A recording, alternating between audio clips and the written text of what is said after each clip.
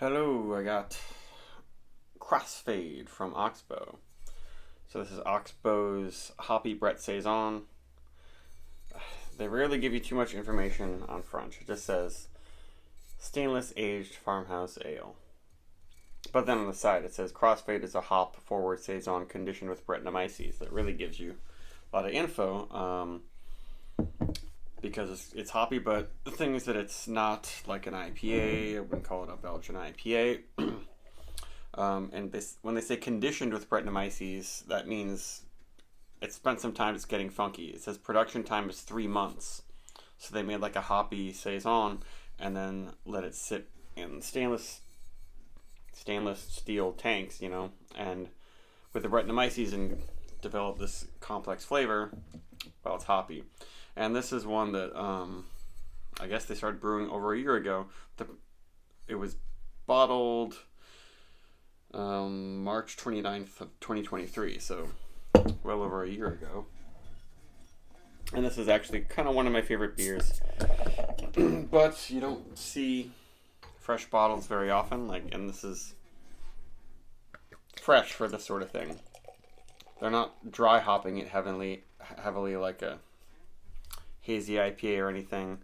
And the Brettanomyces helps to preserve this kind of beer a lot.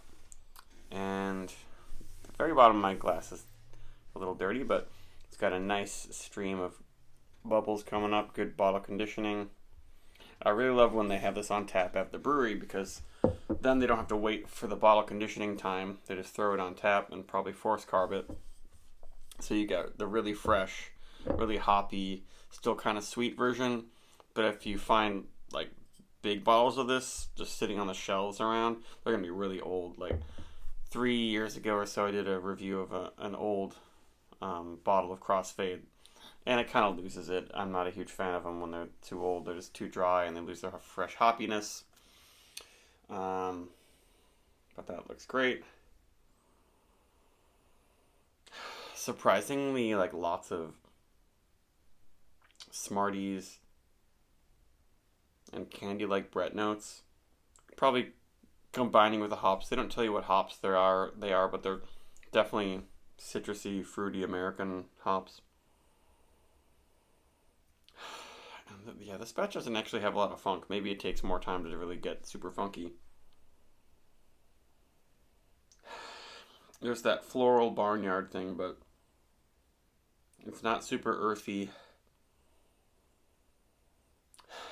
But it smells fantastic.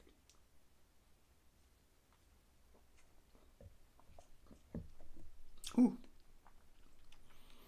It's got some bitterness, and it gets more vegetally in the taste for sure. Quite dry, but mostly sweet-like flavors. And a hint of acidity.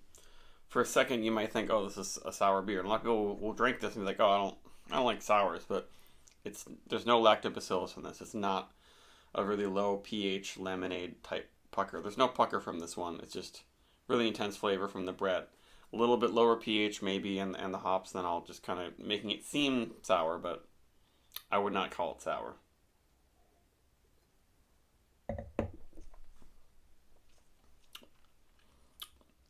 But very big in flavor. The ABV is only 5.5. Yeah. And there's a little bit of phenolic, spicy, almost medicinal thing happening from the Brett too. But this mostly tastes like what I remember this beer to be. And not many breweries make stuff like this anymore. Hill Farmstead, I guess their Self-Reliance series is kind of like this, but those are somewhat oak aged briefly, and they call them a farmhouse IPA. I don't think they dry hop this like after the long fermentation, like some places do, especially Hill Farmstead. They'll age a hoppy beer and then they'll dry hop it prior to bottling. I don't believe they do that with this. And also, this is not that old. Less than a year old, bottle conditioned Brett beer is fresh. This is much like I guess Orval.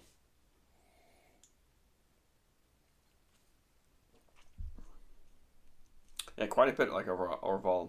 Now that it's drying out, it almost tastes oaky.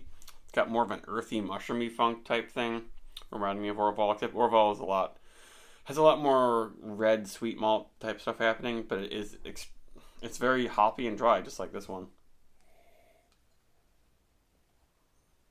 And I'm surprised at how hoppy and dry this is. I don't know when they released it. It just has the bottling date, but of course they let it sit and fully carbonate, and when they're ready, they think it's ready to be released, they release it. They didn't have it a year ago when I visited the brewery. I got this a few days ago at the brewery, and one time they've distilled 4-pack bottles of this. I don't think they do that anymore.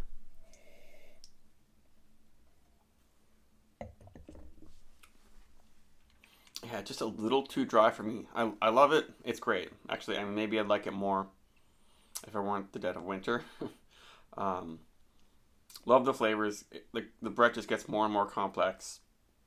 But I want a teeny bit more sweetness.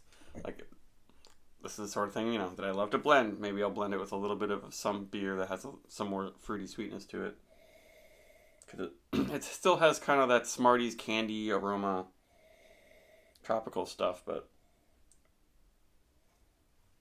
it's getting a little bit of the aspirin-like bitterness. Not too much, but I guess I'll drink all these bottles as fast as I can before they get too dry. Because the Brettanomyces yeast will keep eating all of that. I guess I got some chunks in there. Got some haze. Actually, maybe that'll add a little bit of body and hoppiness. We'll see.